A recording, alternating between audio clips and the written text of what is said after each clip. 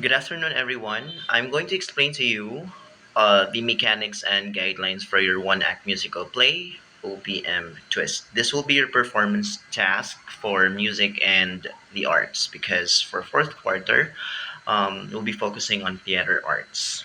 Okay, so here are the mechanics and guidelines. First off, this one act musical play performance task encourage grade 9 students to showcase their creativity, teamwork, and love for original Filipino music while applying the principles of theater arts. Okay? So gagawa kayo ng musical play na fini-feature ang OPM. Okay? So maghanap kayo ng any OPM music na gusto nyo.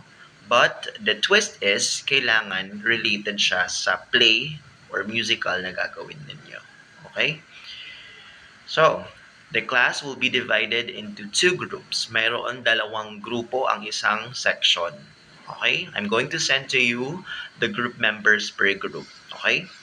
So, performance duration, it's 10 to 15 minutes. Okay? Ang minimum ay 10.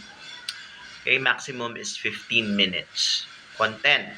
Okay, the play should be original and written by the students. Okay, magsusulat kayo ng isang dula. Okay, but make sure that it's only one act. Okay, so iisang tagpo lamang. Okay, kumbaga isang one shot na play lang ang gagawin ninyo. Okay, it can be of any genre, comedy, drama, or sci-fi, or romantic, or ano ba, mga drama. May drama na, okay? But must be appropriate for a school audience, okay? Kung pipili kayo ng, let's say, romantic, of course, hindi pwede ang kissing scene. Okay? Kung comedy naman, make sure that it's not offensive. Okay? Kung drama, bawal ang sharp objects or anything that would hurt or harm your classmates. Third off, it should be incorporate at least 3 to 5 existing OPM songs, reimagined and integrated into the story. Okay?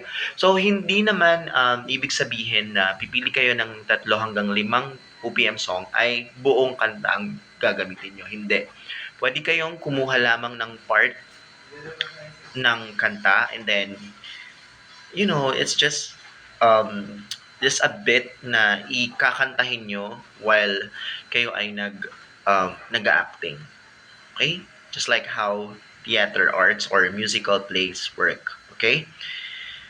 Next. So the presentation, simple costumes and props are encouraged but focus on the singing and acting. Okay? Hindi nyo kailangang bumili or garbuhan ng inyong mga kasuotan. Okay? You just have to focus on the singing and acting. Doon ako magmamarka sa inyo. Okay? Minimal set design is allowed. So, mga props nyo at saka yung set nyo, hindi, as much as possible, dapat recycled materials. Okay? Mga karton, okay? You can paint, whatever it is. Basta, hindi kayo gagastos ng malaki.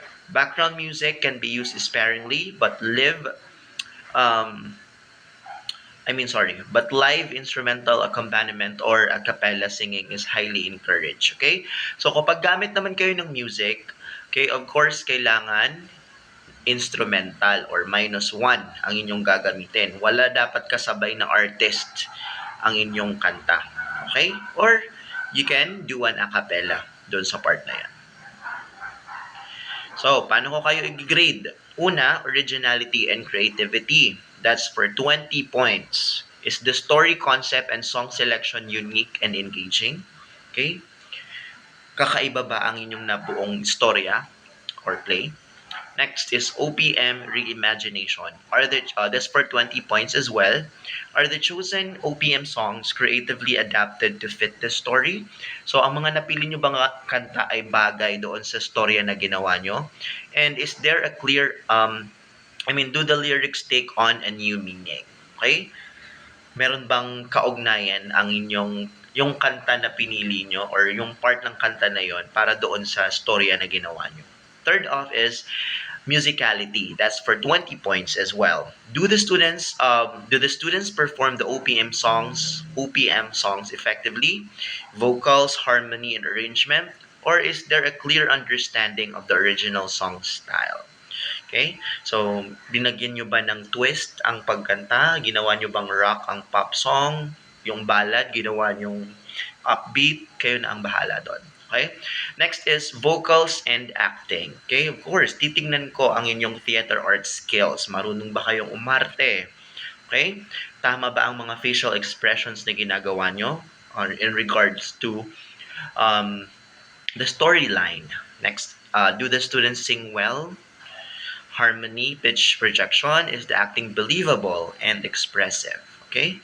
So, tamang-tama lang ba ang inyong acting or convincing siya panoorin? Fourth, we have stage presence and teamwork. That's for 20 points. Do the students use the stage effectively? And do they work cohesively as a group? Okay? So, during your presentation, wala na bang mga instances na kayo ay nagbibigayan pa ng instruction, oh, ikaw na. Oh, hindi ganon. Okay? So, kailangan alam nyo kung ano na yung part nyo or ano yung gagawin nyo sa part na yon. Okay? And of course, stage presence. Nararamdaman ba namin ang iyong acting na nandiyan ka na sa stage? Okay? Next is overall impact. Is the performance enjoyable? Does it leave a lasting impression on the audience? Okay? Memorable ba? Or may dating ba or impact ba ang inyong performance? That's for a total of 100 points. I would like to clarify, ang grade na ito na makukuha nyo sa performance test na ito ay makikredit sa music at sa arts na beta. Okay? So, here are the guidelines. Paano nyo gagawin ng 1-act OPM musical play nyo? Una is brainstorming. Okay? You discuss potential themes, genres, and your favorite OPM artist or song. Okay? Mag-usap-usap kayo ano yung mga gusto nyong gawing musical. Mga kanta ba ni Yeng Constantino? Mga kanta ba ni, let's say, ni Sarah Geronimo? Okay? Bini. Okay? Kayo na yung bahala doon. Okay? Basta, make sure na ang kantang pinili nyo or yung mga artist na pinili nyo ay mag-jive doon sa story. Okay, choose a central conflict that can be resolved within the short time frame. Okay, so you have to consider that this is only a one-act musical play. So, dapat maikli lamang ang storya. Okay, next is consider how OPM songs can be reinterpreted to fit the story's narrative. Okay, so I suggest you watch mga pwede niyong panoorin ang Huling El Bimbo, the musical. Meron siya sa YouTube. That's how a musical play works. So, pwede kayong kumuha ng inspiration doon. Then, script writing. Divide the script writing responsibilities amongst the group. Okay? So, gagawa kayo ng script ng inyong play. Okay?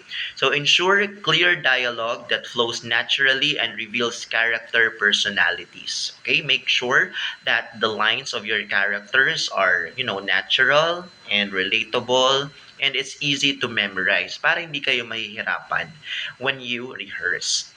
Third one is integrate song cues by including short excerpts of the original lyrics or a brief description of the song's mood.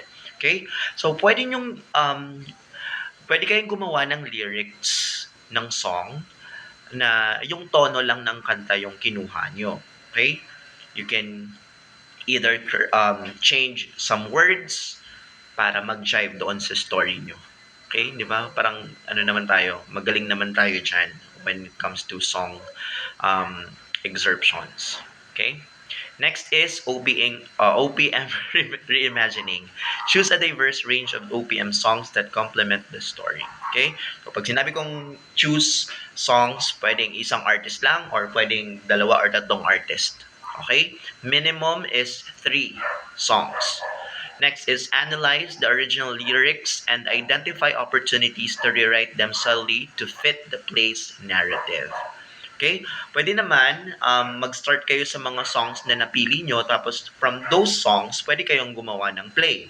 Or it could be the other way around. Gawa muna kayo ng script and then pili na kayo ng mga song na pwede nyong i-insert or pwede nyong kuhanan. Next is consider changing the musical arrangement, tempo, key, to best suit the scene. Okay? So, advantage kapag, let's say, nag-acapella kayo, at least, pwede kayong gumamit ng beatbox, gitara, so that meron kayong freedom para baguhin ang tono, di ba? But, pwede rin kayong kumuha from YouTube ng mga -1 or instrumental. Next is rehearsals. Paano kayo magpa-practice? Schedule regular rehearsals to solidify dialogue, stage blocking, and singing. Okay? So, it seems like, madali lang siyang pakinggan, but it will be a challenge because marami kayong gagawin, i-prepare. Kailangan nyo ng dialogue, ng stage blocking, saan mapupunta ang mga characters kapag nag-arte na sila. Okay? And singing, of course. Diba? Practice transitions between dialogue and songs smoothly. This will be the responsibility ng director.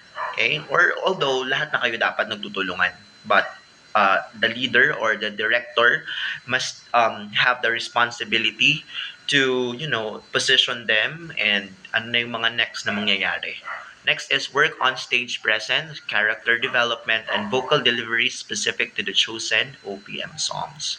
Okay? As much as possible, practice nyo ang magandang pagkanta. Hindi yung sintonado na nga tayo, tapos wala pa tayong ginagawa. Okay? As much as possible, iparinig nyo sa may alam na paano kumanta. Okay, pwede nyong taasan, pwede nyong babaan ang tono. Okay? Para hindi kayo mahirapan. Okay, I guess that's all for the guidelines. Do you have any questions? If you have any questions, please feel free to reach on our group chat. Okay, i-chat nyo doon or i-message nyo ang inyong mga katanungan. That will be all for today. Have a great long weekend, everyone. I mean, long vacation pala.